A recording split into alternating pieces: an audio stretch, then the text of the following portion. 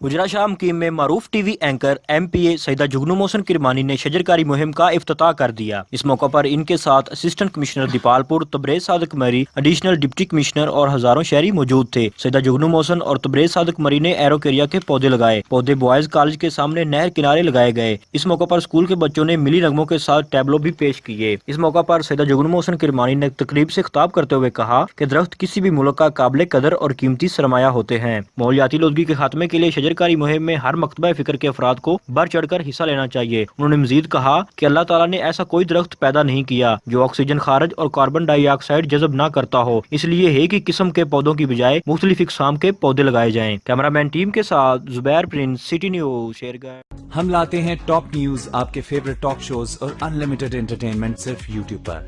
अगर आपने अभी तक हमारा चैनल सब्सक्राइब नहीं किया तो अभी सब्सक्राइब करें और बेल आइकॉन को क्लिक करके हमारी लेटेस्ट वीडियोस के बारे में अपडेट जानें।